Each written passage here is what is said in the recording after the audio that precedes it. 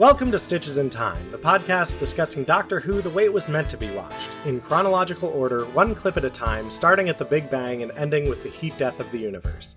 I'm Becca, the Matrix Archivist, and I spent the last 12 years of my life meticulously editing the entire televised Doctor Who universe into chronological order. I'm Mandy, and the Time Monster is the reason why sometimes I have to take an edible to go to bed. I feel like the Time Monster is what appears when I do take an edible. Also joining us today is voice actor Dino Andrade, who is a very busy guy with leading, supporting, and guest roles in so many ongoing shows, movies, and shorts, including Last Voyage of the Demeter, Go-Go Loser Ranger, My Dad the Bounty Hunter, Eva the Owlet, Wee Baby Bears, Loud House, Chicken Hair, and the Hamster of Darkness, Bidoof's Big Stand, Stillwater, The Queen's Corgis, The New Looney Tunes, Sophia the First, Guardians of Oz, Vampirina, and more. In video games, Dino is also known for over 15 years of World of Warcraft, plus Batman Arkham Asylum, Evil Dead the Game, Killer Clowns from Outer Space the Game, Wasteland 3, Prey, Star Trek Online, Brutal Legend, and the just-released Minecraft Legends. Dino is also the voice of Pop for the Rice Krispies, and is the father of child voice actor Connor Andrade of Wee Baby Bears and Spider-Man Maximum Venom fame. Welcome to the podcast. I've done a bunch of stuff. I've been a voice actor since 1985. So that's quite a bit. Yeah, there's a few things in there. And of course, today we are talking about the Time Monster, specifically the 9.5 minutes of the Time Monster that takes place in 4395 BC, the random number generator has decided, in which the Master's TARDIS and the Doctor's TARDIS are on board each other. Yeah, the time that they take a pause so that they can inform the audience, because this is an educational show, and the audience has to learn what a coccyx is. Sorry about your coccyx, Joe, but these little things are sent to try us. My what? Coccyx, your tailbone. I'm sorry about your coccyx too, Miss Grant. Yes.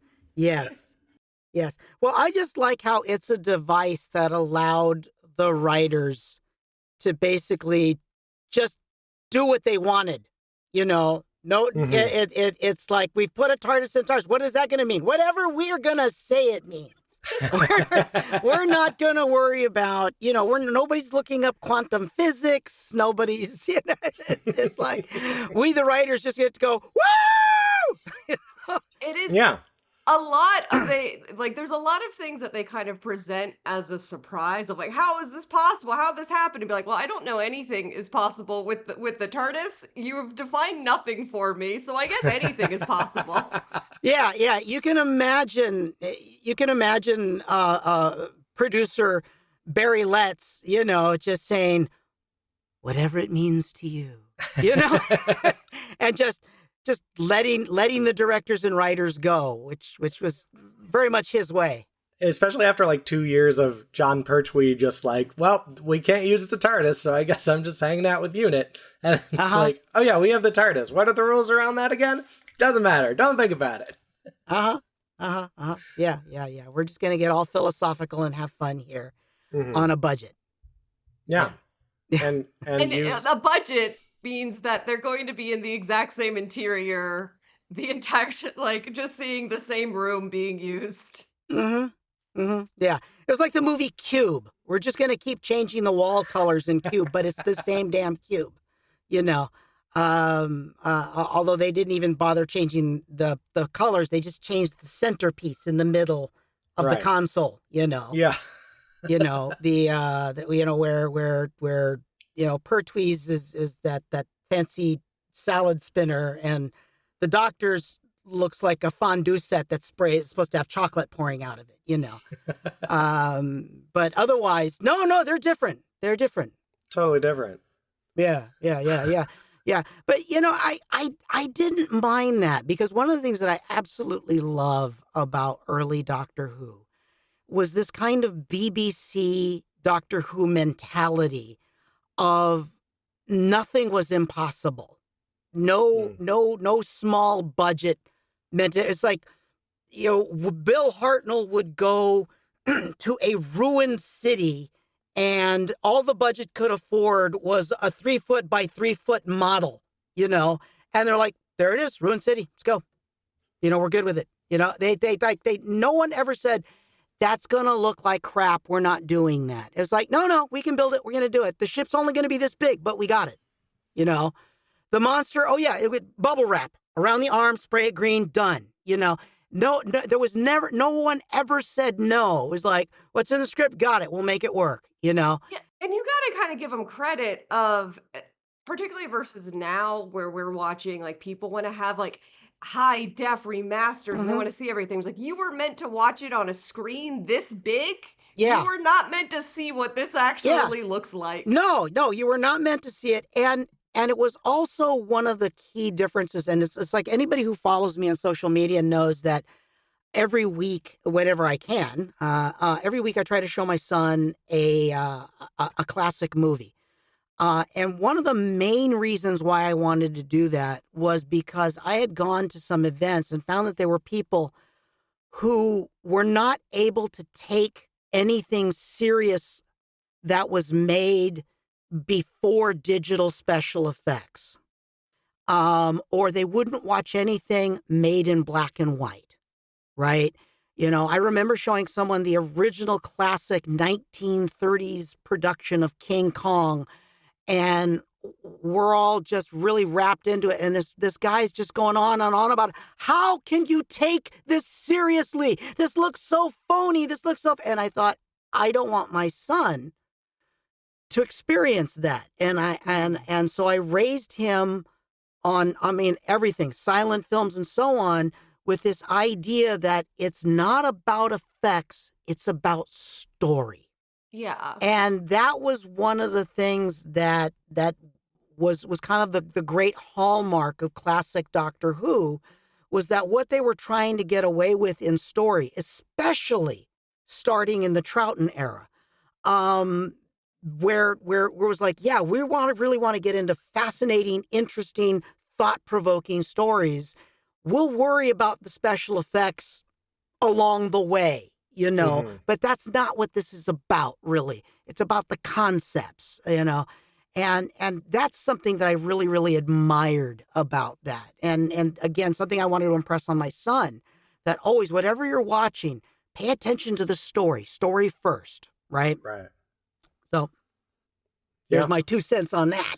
No, I think that's a beautiful way of looking at it. And like, as much as we love to point out all of the silly flaws that, quote unquote flaws that, we find in this show, like, it's because we love it. And it's like, it's hard to like separate yourself sometimes from I've, now that I've watched Avengers Infinity War, what else is there? How could something from the 60s or 70s like impress me at all? And it's like, well, if you understand what they're, they had so many limitations, and yet they were still able to pull, like, the things they were able to accomplish were incredible.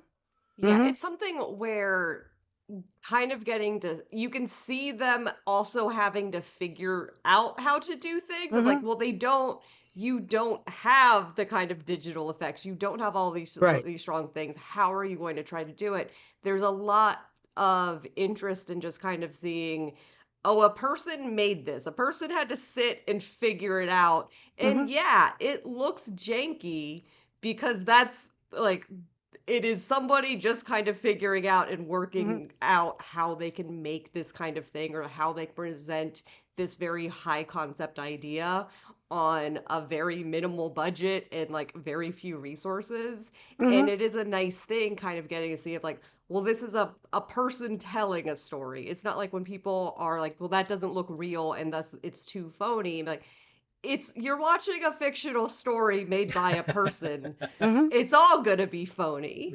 Yeah, and some of those storytellers that make it work are the storytellers on screen. The part of what makes it work is how committed the cast is. Yeah. You know, they absolutely, we are going to play this like we're fully believing it. I mean, when the Kronos monster appears and it's this guy in the white suit with the goofy wings and the goofy helmet, you know, very angry pigeon. yeah, nobody's snickering. They're playing it absolutely real, and I can imagine young audiences, you know, the little ones watching and just, right, you know, they really worked to make it work by having the cast commit 100% to what they were doing, right? And that to me is part of the glory of the show, you know. And again, a lot of the great concepts that came out of the Troughton era. You know, you look at the Bill Hartnell era, and Bill Hartnell's era came out of the very, very beginning, where there was this kind of edict of the BBC that this was an educational show. So we want to do science and history. So some shows are going to be science fiction based, and that's where we're going to sneak in our science. And some are going to be history based, where they go back in time to Rome or the OK Corral with bad American accents and, you know, and what have you, and so on. By the time they get to Troughton's era, some of these kids have grown up. And so now they're saying, let's kind of change the angle here and make this show more adult fairy tale almost, and more of a fairy tale structure to the whole thing. And so we're going to start bringing in all of these things, like the concept of Gallifrey, the sonic screwdriver, the regeneration, you know, is done for the first time at the end of Troughton's era. I know people would say, no, it happened at the end of Hart. I was like, no, if you actually watch that story, you see that Hartnell did not regenerate into a different doctor. Troughton is supposed to be Hartnell 400 years younger. The age was taken away from him. So it wasn't the true regenerate, but there was at the end of Troughton's, where he's changed into a completely different person, you know. So all of those kind of fantasy concepts really came to, you know, the forefront in Troughton's era. And I love that. In other words, the show grew up, right? And again, they didn't care about budget or well, of course, the producers cared about budget, but it was all about, let's tell as the show is growing up, let's tell stories that are more grown up, right? And I love that. It's why when it comes to the classic era, for me personally, Troughton's is my favorite. Troughton's is my favorite. Thus, we're gathered here today to discuss Pertwee. Number one, I love that he had a wardrobe. You know? Yeah. I do appreciate, like, you can see that they are kind of making this for color and just like the Boy, howdy. outfits of like, oh, we're just going to coordinate an all green outfit. Yeah. Boy, howdy, were they going for color? Yeah. It's very good. It reminded me a little of back in '68 when Star Trek premiered, and one of the things was to make the show as colorful as possible, because RCA paid them a bunch of money because of the color TVs that were coming out, and Pertwee's era kind of felt like the same thing, where let's just make this as colorful as possible, which I think may be one of the reasons why Pertwee's the only doctor who actually did have this full wardrobe. He never, he was always wearing a different outfit, you know. You know. Did Ben tell you the Star Trek fact that I learned about Star Trek in the UK? Which one? And namely, and I will say it for the podcast. So I learned reading this book about the history of Star Trek that in the UK, Star Trek aired in the same time slot as Doctor Who, and specifically in the period of time between Troughton and Pertwee. So it was basically like all of the people, they watched the end of Troughton, all of Star Trek, and then Pertwee. So we're trying to make the argument that we should add Star Trek into Stitches in Time, but I think that might kill Becca. You know, as a huge Star Trek fanatic, I can definitely see the influence on them. You know, I mean, when I looked at the Time Monster, it was hard for me to not see the scientist who was, you know, suddenly aged rapidly and not flash on the Star Trek 67 episode, The Deadly Years, right? Or when the master manifested the jousting knight that came at the convoy.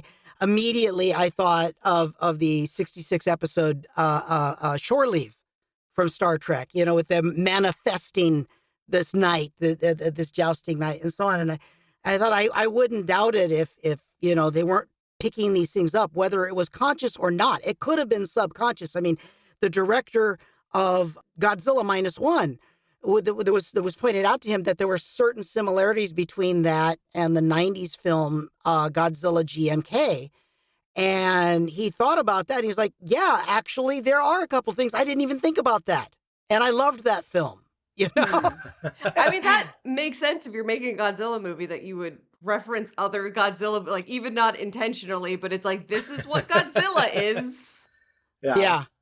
Well, yes. And I think to a certain extent, like all science fiction kind of influences each other. And I don't know, because you can see a lot of like Star Trek influence in Doctor Who, and I'm sure vice versa. I don't know that absolutely. much about Star Trek, but absolutely. I mean, there's an episode of Next Generation. Was it Next Gen or was it? I'm trying to remember which one it was now. Oh God! Here I just said I'm a fanatic and I can't remember. Was it Gen? How dare you? Fake fan. There is a TARDIS that appears in Star Trek. It's this ship that is a time ship that's bigger on the inside. It's like you're not calling it a TARDIS, but that's what that is. That's what that is. And I believe the writers even acknowledged that. They're like, yeah, we're Who fans, And so that got in there. And there's also a little bit of debate of who actually came up with the concept of the Prime Directive. Was it Doctor Who or was it Star Trek that did it first? The great god Rod Serling, who's a huge hero of mine. The Twilight Zone to me is still my favorite all-time television series. He was asked once, where do ideas come from? And he said, the air, the ether. They're just out there, and they land, they plant, they become. So who knows whether it's something, these things just are in the air, or they see each other's work. I mean, I'm sure it's not like where James Cameron was passing the script The Abyss around all the studios that all turned it down, and all of a sudden they're coming out with movies like Leviathan, Deep Star 6, and it's like, yeah, the air. Yeah. Well, the air after they shredded their copy of that, it was like, oh. Yeah. So, I'm sure there's a lot of little bits of cross-pollination, intentional or otherwise. But yeah, the two shows did have influence on each other. I want to talk a bit more on the bird. So Sure. Dino, to give some context to the show, I am a Stitches in Time purist. Which means that whenever we watch this, I only watch whatever clip is specifically in Stitches in Time. Which meant that I saw complaints over bruising your tailbone. I saw the doctor and the master being snippy toward each other. Yep. And then there was a big bird, and then the doctor disappeared. And I complaint to the podcast, Becca, of the Stitches in Time.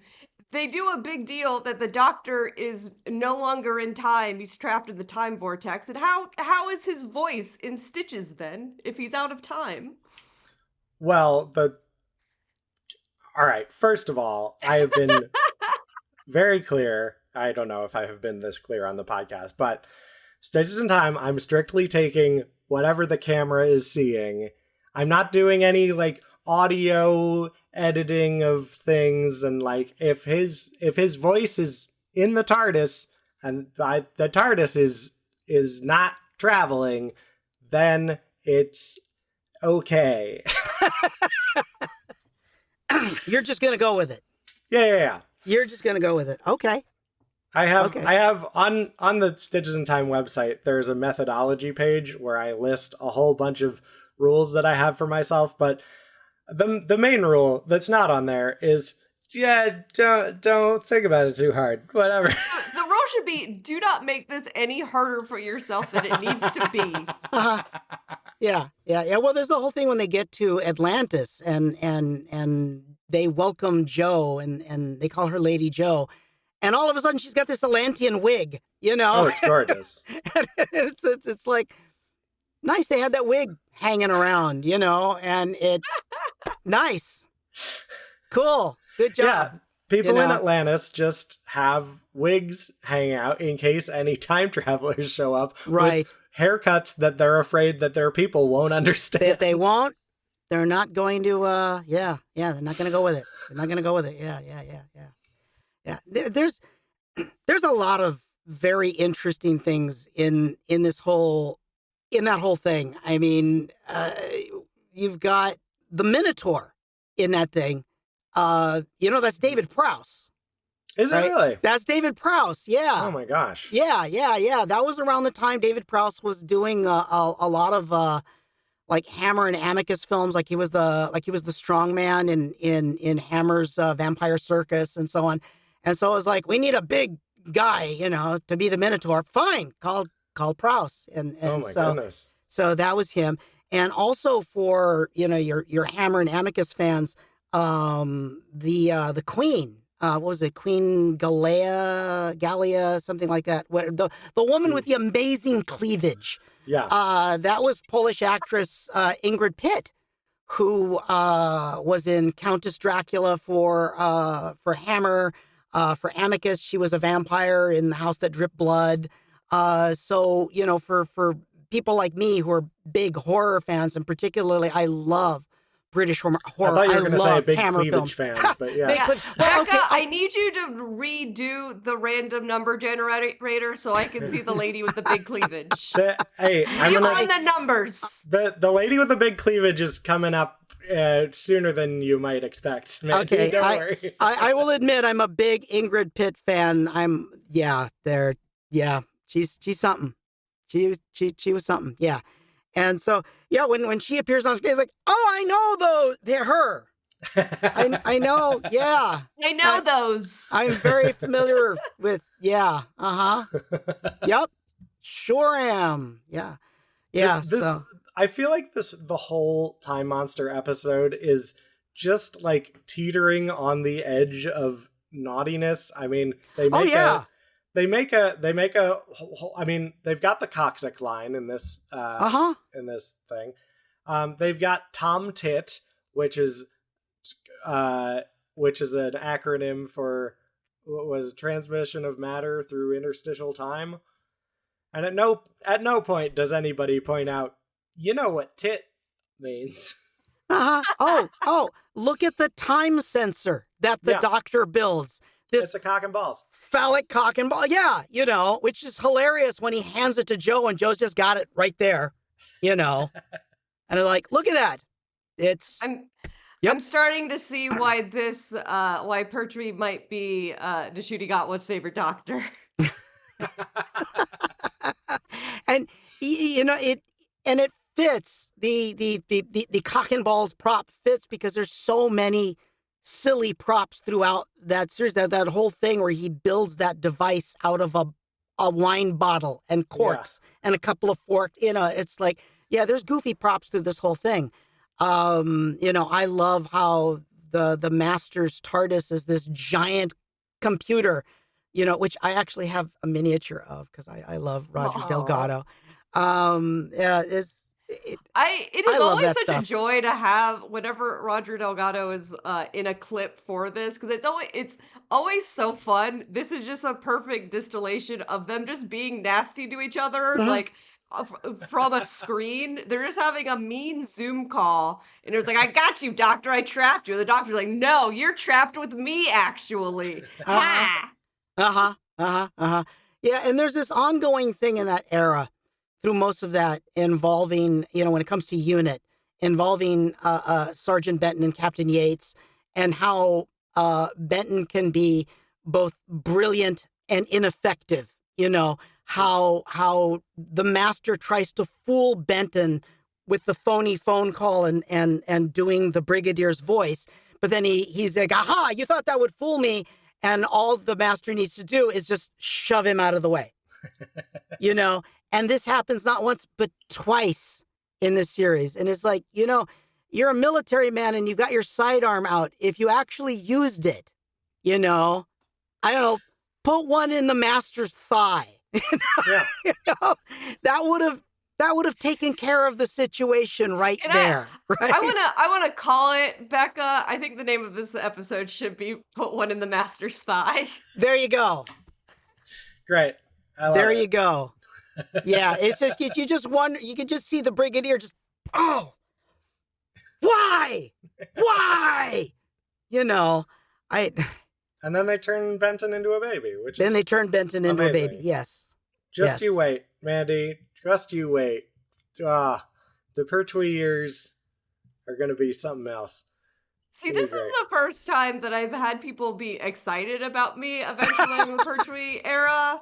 Because especially since his is very contained to one block, so we haven't got a lot of him. The last time we saw him, he was just running through a blue forest, getting attacked by things, miscellaneous props. Various spears and nature documentary B-roll.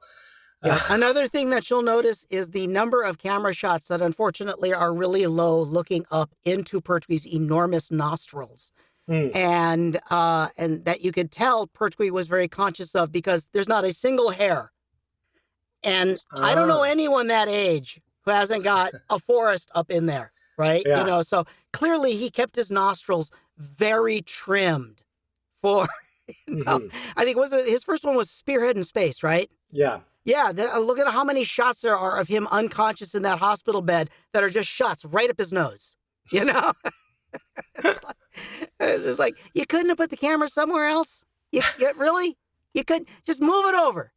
Just move it over, you know? Fine, okay. I'm going to go shave the inside of my nose because you assholes can't move the camera. Thanks. Thanks loads. You know, my kid's going to grow up seeing this. Do we think that John Pertwee's nose is bigger on the inside? Definitely. I feel like... Definitely, because there's all the hair's gone. He had to make room. Had to make room. Yeah, he's a hoot. He's really fun. Although we do have, again, some of the sillier props in his era, like the Who-mobile, you know. I think in this series we only saw, was it Betsy? Bessie. It was Bessie. Yeah, we see Bessie. But later on, we see the Who-mobile, the Who-mobile, you know, is that goofy winged thing. Oh, that's right. Uh-huh. Yeah, I didn't. I don't know I've how seen I all could these have damn possibly things. forgotten about that. Yeah. Yeah. Was that like out of an attempt to like, oh, we're gonna make merchandise for the kids, and then I guess that didn't happen. I don't remember what the story was. I think, and I could be wrong. Somebody could look it up, I'm sure. But I think it was something like he had it built because he thought it would be cool. Yeah. And then insisted it be in the show. John Pertwee is like a big like car guy and like loves just like wacky vehicles. And, so the Who-mobile is his Cybertruck, is what you're saying? Something like that. Yeah. Yeah. I think he had it built and then insisted it be in the show. You know? Yeah. I don't remember where it premiered. I don't know if it was Planet of Dinosaurs. I don't know, but I'm looking it up. Yeah, Invasion of the Dinosaurs. Invasion of the Dinosaurs. And it also appears in Planet of the Planet of the Dinosaurs was a different movie altogether. Yeah. Altogether. Yeah. Everything sounds like a Doctor Who serial title. Yeah. Well, all you have to do to get most Doctor Who titles in the early era is add the words "of death." Yeah.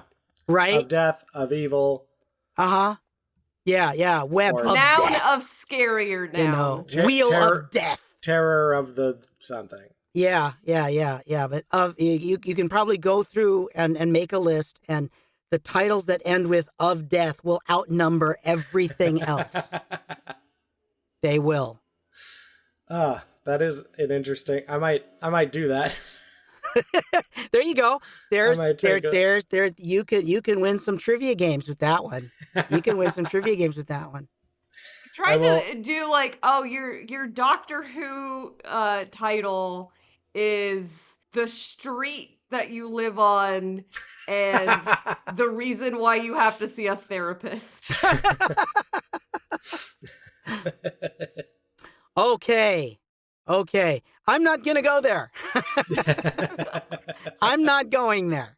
Well, the show was produced by Barry Letts, and Barry's hand is huge on the show, more than the director's, right? And where you can really tell this is that Barry Letts was known as a Buddhist, I believe it was. And so he had these very philosophical ideas, and a lot of that really began to weave its way into the show. And this was one of the shows where you can see that conversation when Joe and the Doctor are prisoners in Atlantis, and he's telling her that story about the wise man who pointed out the flower, and all of that, or that apparently is a direct, like, that is a Buddhist legend that he just lifted and put in the script. I'm not surprised at all. Because apparently he and Robert like every script by Robert Sloman, like Barry Letts, like they collaborated on. They like wrote the script together, and Robert Sloman got credit because like there was the BBC rule about like, well, the producer can't be credited as the writer. So even though they did that all the time. I can believe that. I can believe that. And the same thing with the ending. The whole philosophical ending of how Kronos becomes this beautiful woman god in the interstitial space, and Pertwee, doesn't want the master to spend eternity in agony, and asks that he be given his freedom. And of course, the master then escapes, and he's like, well, stop him, and this god is like, you asked for the freedom, It's like, it becomes this big philosophical, thing, right? That was all very, very, very Barry Letts, and so very different from the previous era. The previous era, a lot of it was directed by a lot of it was directed by, was it David Camfield? Was it? Douglas Camfield. Douglas Camfield, right? Who was ex-military. He came out of I think he came out of, he was going to be in special forces, but I think because of health reasons he had to come out, and he treated every set like a military set and so on. And so a lot of his episodes had big battles and big battle climaxes, and the bad guy's going to die and die violently. There wasn't going to be this philosophical ending of, we gave him freedom. I just imagine Douglas Camfield watching a Time Monster and screaming at his TV at the ending. What is this mamby-pamby crap? Or when Benton's got the master covered, I'm imagining David Camfield screaming, "Pull the trigger! Pull the trigger! You've got him!" I was kind of screaming that too, to be honest. Like, come on, you let him talk. You let him talk. How could you do that? Yeah. Or when they're sneaking in, there's a lot of this knees bent advancing behavior, that again, I'm imagining Camfield screaming, "That's not how it's done!" It was a very different, very, very different era. But I will say, Letts, I believe, was a combat veteran, and that was what led him to, I believe he served in the Second World War, and that's what led him to Buddhism. So, and I don't know if Douglas Camfield ever actually saw combat. So, interesting. Yeah.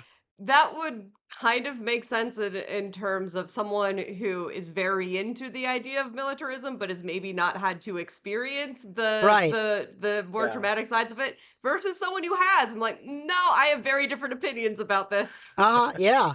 So that it could be that too, But so there's a lot of these a lot of these very philosophical things that run throughout the entire Time Monster series. And I just find it fascinating because it gave the show a different feel, a different vibe. And I can respect that because Troughton's era has a very different feel, very different vibe from Hartnell's, you know. And same thing in modern Who, you know, the Matt Smith era feels very different from the Tennant era. And it's like, I'm fine with that. Yeah. Keep reinventing the show. And I mean, I think that's so interesting also about Pertwee's era in general is like so much of it, you know, because of Unit and everything, like so much of it centers around military stories, but in a non-militaristic way because we're still following the Doctor.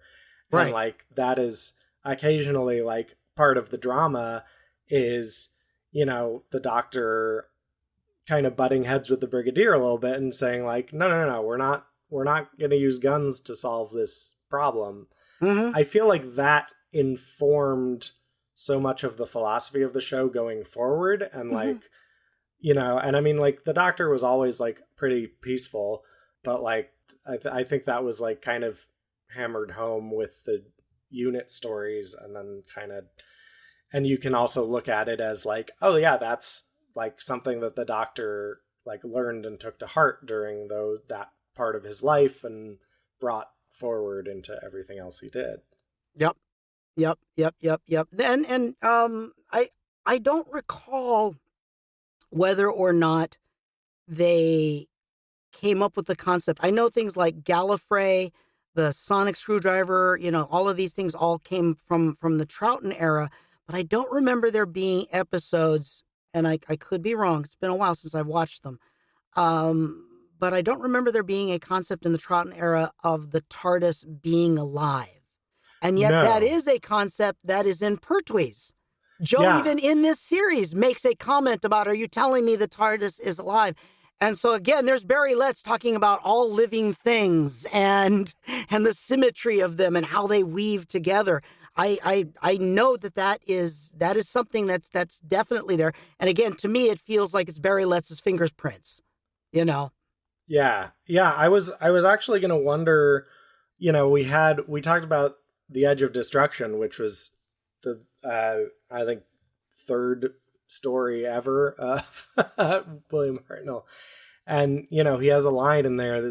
He says, what? My machine can't think. And it's, you know, all this stuff is like, oh, it thinks as a machine can, perhaps. And like, and now we have, I think, I want to say this is the first time, I mean, this is the first time in Stitches, probably. But I think it's also the first time in the BBC order of things where it's referenced that, like, oh yeah, the TARDIS has sort of a will of its own and everything.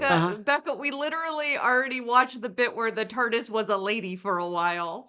Oh yeah, how did I forget about that? Well, we're blocking that out for other reasons. Yeah, true. That was that script that Moffat found on the floor and then had to aggressively rewrite. It just fell off the back of a truck. Yeah. But I think I do think that it's really funny that, like, so the TARDIS is telepathic and, you know, has all of this, like, power, but it's like, it still needs the Doctor to tell Joe to pull the emergency lever. And, now everything's saved, which is great. It's the control that's marked extreme emergency. Yeah. Now lift the little lid. Marked extreme emergency. Right. One with a red handle inside. Mm-hmm. All right, Joe. Pull it. I do like those various instances where the lore kind of rewrites itself, particularly if it's the Doctor saying one thing and then the Doctor saying a different thing later, because I read that as the Doctor was stupid when they were William Hartnell. True. That's funny. That's a nice way for the writers to go back and retcon anything. It was like, yeah, he was stupid then. Yeah, you didn't know that. I had no idea. They were stupid then. You know. The TARDIS had to telepathically yell, "I am a person," kind of. Uh-huh. Uh-huh. Uh-huh. You actually can't drive well. Yeah, and I can imagine if anybody, you know, the writers, if Pertwee, if anybody pointed this out to Barry Letts, that Barry Letts would talk about man has to have free will and be able to make those decisions and give it this philosophical bend. That it's like, 'cause, yeah, that's a big hole, Barry. Why did that happen? Oh, no. It's free will. Okay. All right. We'll just go with that. Well, sure. I do like also in this episode, it clarifies something that like I think is like long been a sort of point of contention about reversing the polarity. Oh no. Well, he does say that, but there's a moment where he's talking about the way that the TARDIS travels, and it's like, yeah, it is a time machine. So like theoretically, the trip from any one place to any other place should take no time at all, but it also sort of depends on the TARDIS's mood at the time. Let's calm her down a bit. She's very temperamental when she's roused, isn't she? You know, I never know whether you're joking or not. Yeah, like, it is implied, like, whenever we see the time vortex, because it is, like, moving through location, which implies that time does have distance. Like, you do have to go a certain amount, like, a certain distance through the time vortex. Right. But that distance does not have time attached to it. Right. Well, it's up to what they need to pull off the episode, you know? Yeah. It's like time a monster? Time a monster. Time is a monster. Yeah. It's like if you look at the episode, the TV show 24, you know, where everything is supposed to be in real time. It's like, it's really nice that every single location they have to get to quickly in Los Angeles is close enough that you can get to it in a single commercial break. And also You know? that everyone is wearing diapers because no one is using the bathroom at that Right. series. Right. Or anytime they have to go from Culver City to Van Nuys, it takes exactly as long as this conversation that's happening in Washington D.C. between the president and his wife. Oh, how perfect. Yeah. So it's all to the needs of the show. It's like in Star Trek V when they have the whole thing with Spock and them going down the turbolift thing, and in order to make it really, really dramatic, it has to be this long thing that somebody's like, okay, but doesn't that mean you need to add like 80 more decks to the Enterprise? You know, like no one's gonna notice that. No. One's the distance thing, particularly for Los Angeles people, people nitpicking that is a nitpick to me, just because people who have like grown up in Los Angeles, they know, oh, that's not the amount of time that you take, and it was like they just had to film in the location. Nobody even knows this is Los Angeles. The majority of time, it's like we're just showing a distance from here to here. No one is considering traffic. Most of the time, like, I didn't realize the number of things where it's like, we're not stating a location, and thus it was filmed in Los Angeles or Canada.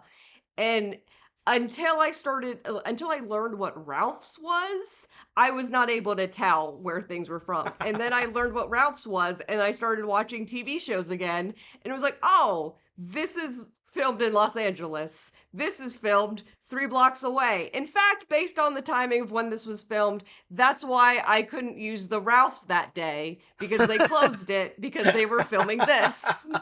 Yeah.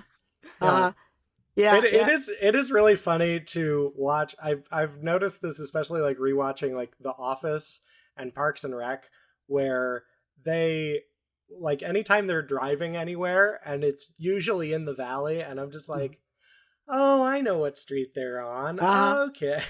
Yeah.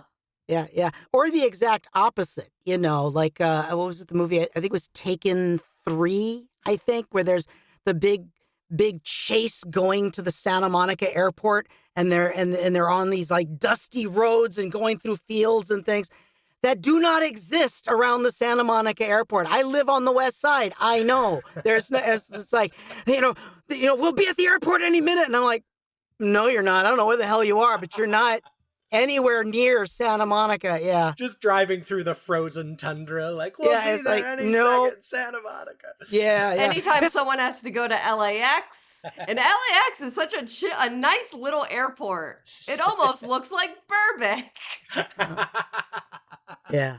I did do a little bit of, I hesitate to call it research, because I have the video files. No, I was looking into it because there is a clip in here that John Pertwee is talking backwards. Oh, yeah. And he's doing a very good impression of what backwards speak sounds like. Of all the low underhanded tricks. What language was that? English? English? Yes, but backwards. But it is just gibberish. It's not even, I don't think he's like even intended to be saying specific words. Like, I don't think anything was actually scripted.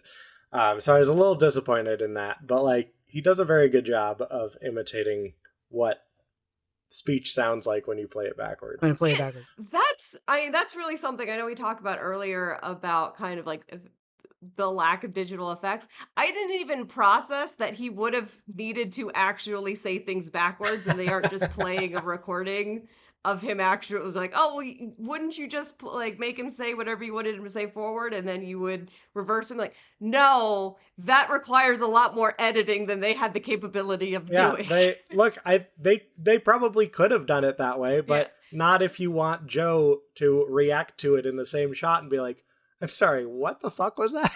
Yeah, I guess like the closest that you could do is probably like have him do it off, do the recording, and then play the recording, and he would need to like lip sync to it. Yeah, and I'm sure everyone in production said, and how much extra time is that going to take? Yeah. No. And be like, no, you can just say these words. Just say things. Yeah, no. We're not in a VHS era yet. No one will be able to play that back. No one will be able to play that back and confirm, and they never will. We're burning this tape when we're done. This and every other, throw it in the pile. I'm so glad that they stopped doing that. Yes, me too. Because, boy, getting into Doctor Who years ago before they started the reconstructions and the animations and so on, the only thing that you could do is find where people had copies of episodes that they recorded the audio of and try to figure out what was actually visually happening, or the only thing you really could do was find the paperback adaptations. Right. And read them and go, oh, wow, that's amazing, which unfortunately, your imagination would always be better than what you'd finally see when the episode would be discovered. That's bubble wrap. Okay. And I know that's something that they've kind of talked about with the animated reconstructions of they try overall, they like kind of keep very faithful to like what it would be, but there's some things that they've talked about. It's like, oh yeah, there's no way that they would have been able to film a shot like there was something with like a helicopter, and they're like they wouldn't have been able to film something like this, but we wanted to do a cool helicopter scene, so we did a cool helicopter scene. If they'd had the ability to do a cool helicopter scene, they would have done a cool helicopter scene. Yeah. The novelizations are all just like, what if we had infinity budget? How about that? Yep, absolutely. And which is the same budget that your imagination has. Yeah, there's nothing wrong with that. Nothing wrong with that. $35. Yeah, I remember going to a screening. I was at the cast and crew screening of Hercules. And I'm sitting next to this old guy who is the husband of one of the cast members, an older cast member. In fact, she passed away shortly after the film was released. I'm trying to remember her name. I feel like an idiot that I can't remember at the moment. But I was talking to her husband, and he was telling me how he was recording all of the Popeye cartoons that they were currently showing on some channel, and I was familiar with those. Those were they'd all been colorized, and I had asked him. I said, you want the those are the colorized ones. You don't want the original black and whites, and he said no, because the colorized ones are the way I remembered them from when I was a kid. And I was like, you know what? That's okay. That is fine. That's absolutely fine. So yeah, all righty. You go. Yeah. The main thing I wanted to bring up was when we've got John Pertwee's voice floating around, and it's also like the subconscious thoughts are there too. And he says, Oh, those are my subconscious thoughts. But I shouldn't listen to them too hard if I were you. I'm not all that proud of some of them. oh, don't listen to those. I'm not so proud of some of those. I wonder if either of you have any thoughts about what those might be.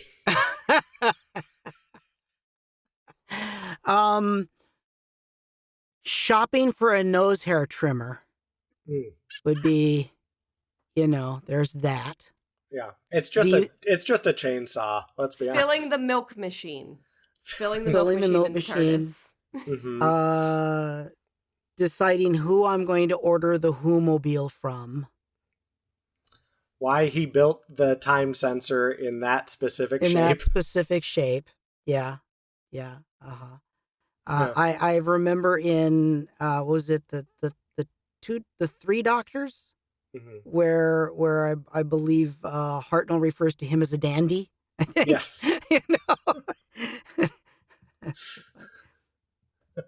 So I don't know. Maybe he'd be wondering about if he's spread out over time, he already knows that comment is coming, and don't call me a dandy. Yeah, it's interesting. I mean, alternatively, because this is Pertwee saying that it's any time that he's not a dandy, and be like, don't look at me in my Hartnell era. I don't like that outfit. That could be. Don't ask me about that bowl cut I used to have. I'm fancy now. I'm fancy now. Yeah, there you go.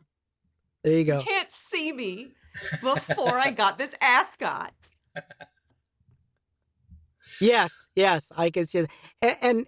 And I recall listening to that sequence and hearing all of the voices and thinking, I don't think most of those actually are Pertwee. I think that's just a bunch of guys in the post-production sound unit who were told, get in the booth for a minute, okay? We're just going to whisper a bunch of crap. No one's going to actually tell that that's actually Pertwee, because we can't afford to bring him in to walla himself for stuff no one can actually hear. Record basically 20 minutes of just rambling thoughts. Yeah. And again, if they're not sure if it's Pertwee, too bad. You have no way of rewatching this. You cannot rewind back. Just keep going. That's right. I would have been tempted to just, go on and on about chocolate. I want chocolate. I really got to have chocolate. So this is something completely inane like that. Yeah. Oh my God, I could murder a taco right now. I want tacos so bad. That is something like we have the backward speak and we have like the unintelligible whispering kind of thing of I am amazed that this episode doesn't have like weird satanic panic stuff attached to it of like, oh, they're saying secret things. They're saying to kill your parents. Right. Well, is it like you go backwards, just do drugs. Drugs are cool. Why they bring John Pertwee into a booth? Why do you want me to say Paul is dead? I don't understand. Nice. No, you actually turn it back and it says Alvaro Levine is dead. Weird. Kill Barry Letts, kill Barry Letts, kill Barry Letts. And then another layer, that's Barry Letts is God, Barry Letts is God, Barry Letts is God. Yeah. It's kind I'm going to layer all of these in the background of this episode. Just to see just the entire time. Yeah. It's gonna be mostly whenever I'm not speaking, the part where I'm saying I could murder a taco, I really want tacos right now. I really... Did anybody notice that the Master has a Dick Tracy TV watch? I did notice you that. Did notice that was that? adorable. Yeah. It's like he's got a Dick Tracy watch. Look at that. Yeah. I couldn't tell that's what it was at first because the close up of it when he's watching stuff is such a close up that it takes up most of the screen, which obviously you would have to, because of the size of televisions that in the day, you wouldn't be able to. You could either see what is being displayed or what it's being displayed on, but not both. Yeah. And it's that science fiction convention of early films and television where, the person would look at the screen that was like, that could not actually see that unless there was a camera somehow, right over there. It was like I was watching an episode of the Irwin Allen series Voyage to the Bottom of the Sea, and there's this thing with it where they look out the front of the sea view. If you don't know, that's the submarine. They're looking at the front, and there's this mermaid, and they're watching this mermaid go down into these rocks, and they're like, oh my God. And I turned to my son and I said, you realize for them to see that shot, it means the submarine's got to be doing this, following the mermaid around at weird, funky, otherwise there's no way they're seeing that, Mm-hmm. So, yeah, and it's like, so the Master's looking at it like, how is he seeing that? Okay, we're just going to go with it. We're just going to go with it. The Master's TV watch is hooked directly into the BBC cameras that are filming the episode of Doctor Who. Oh gosh, it's getting way meta. Oh God. Yeah. It goes in.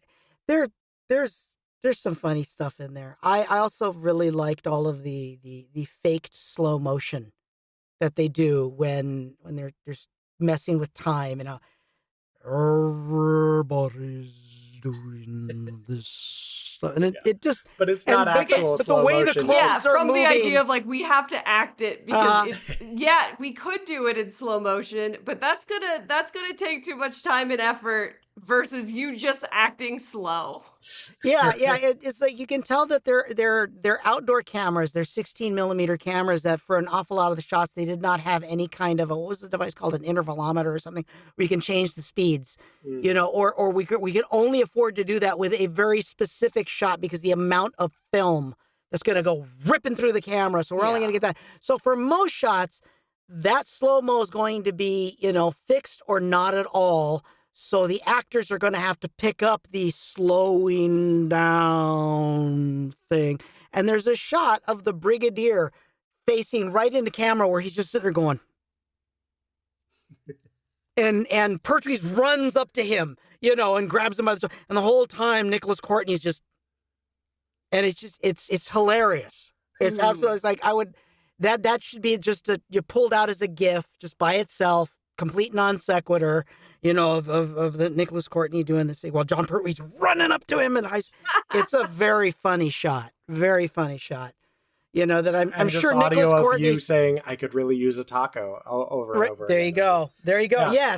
Yes. I just imagine Nicholas Courtney watching the final show and seeing that shot and going, "Oh, good Lord." Okay. Well, that's about all I have to say about the Time Monster. Okay. And I don't know about y'all, but I really have a hankering for tacos. Yeah, me too. Dino, where can people find you if they want to find you and or your work? Just do a search for Dino Andrade on Facebook or Instagram. You could go to dinoandrade.com. You can also check out some of my work in other areas outside of voiceover by going to soulgeek.com. There's a marvelous tribute site for something that we did for 17 years. That's pretty cool. I've done a lot of things. In fact, I've got a new show on Disney Plus premiering on April 1st. I'm not sure when this is going to be dropped. But it's called Robo Gobo. That's coming out, and there you go. You could find a lot of what I've done all over the IMDb, but primarily I'm on either Instagram or Facebook. Every now and again on Blue Sky. That's really about it. That's really about it. You know, I'm very much a family guy. I'm all about spending a lot of time with the wife and Tater Tot. You know, I'm not out at a lot of events and so on. I really thought that you meant that you were going to say, I do a lot of off tangents to jokes that really weren't more of a concept, but we're going to do a full 3-minute cut to it anyway. Yes, that was exactly where I was going with this. Amazing. Well, Dino, thank you so much for joining us. And I hope that you'll join us again next week when we are going to be discussing The Web of Fear. Yes, absolutely. Absolutely. Looking forward to it. All right. Bye for now, listeners. Farewell, everyone. And remember... That's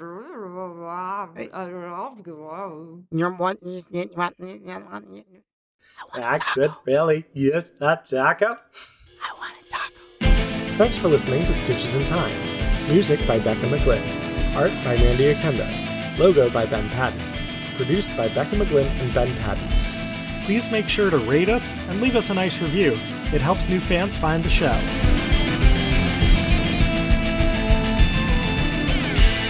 Every time I record, it's like, you want to hear your own voice back a second time as well, right? I'm like, no.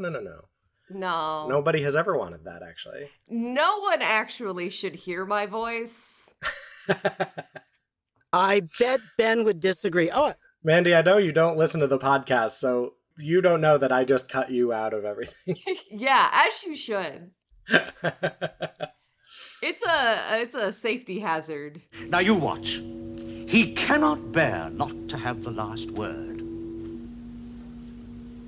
He's not even listening. He's turned the sound off. I wanted to get airplane tone as well while we're here. So that was... right as we did the room tone, an airplane just like flew over both of our apartments. Mm-hmm. So that's why we both knew while we were being quiet. Like, we can't communicate this at all to you, Dino. You just have to trust us. I am in your hands. If the Thraskin puts his fingers in his ears, it is polite to shout. That's an old Venusian proverb. What's Thraskin? Thraskin?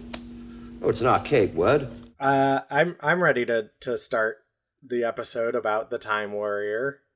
Are you both ready to do things? The Time Warrior? Is that That's what it's not called? what I was told. The Time Monster. I'm so sorry. I was told Time Monster and Web of Fear. No, It was like, oh no, I have an entirely different joke now that I can't make anymore. No, I that was my thing, because for some reason I always confuse those two titles, because they're very similar and they're both John Pertwee stories. And leave me alone, oh God. The modern equivalent is plinge. What does plinge mean? Oh, for heaven's sake, Joe, I've just told you. It means Thraskin. Of course. Yeah, I know you've done a ton of things. I know the Dracula one was something that you were very excited for because you were a big classic horror movie. I am.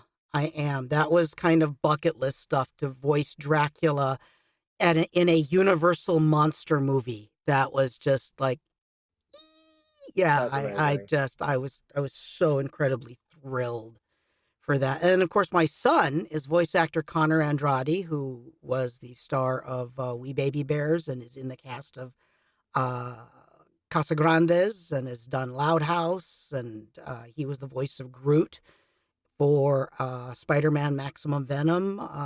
So it's kind of in the family thing. We unfortunately cannot afford Dino Andrade. And also, this podcast is rated explicit, so he's not allowed to listen to it. Oh, okay. All righty. I will remember that. So it's a heads up to you, Dino. Okay. Yeah. Mm-hmm. Okay.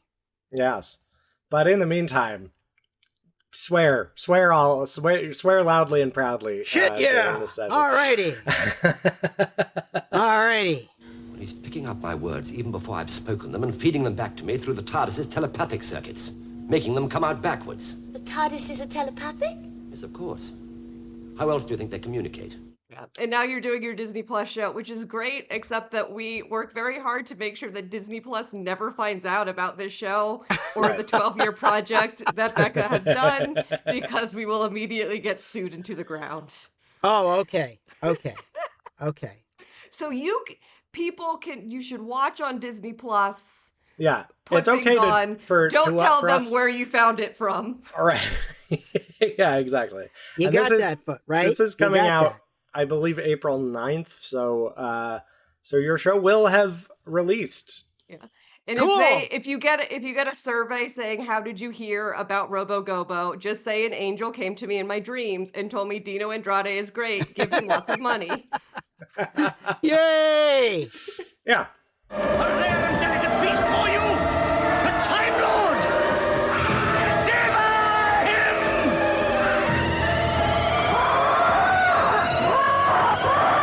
Well, now whenever you're feeling hungry at a convention, you won't have to worry about it because everyone's going to start bringing you tacos. That's right. I'm all right with that, you know. That's okay. On the other hand, I guess it depends on who is bringing it, you know. Here, have a taco. No, it's all right. I'm good. Had some full. I'm good. Thank you. No, really, you're gonna like this taco. Have this taco. No, thank you. Security. Yeah, no, thank you.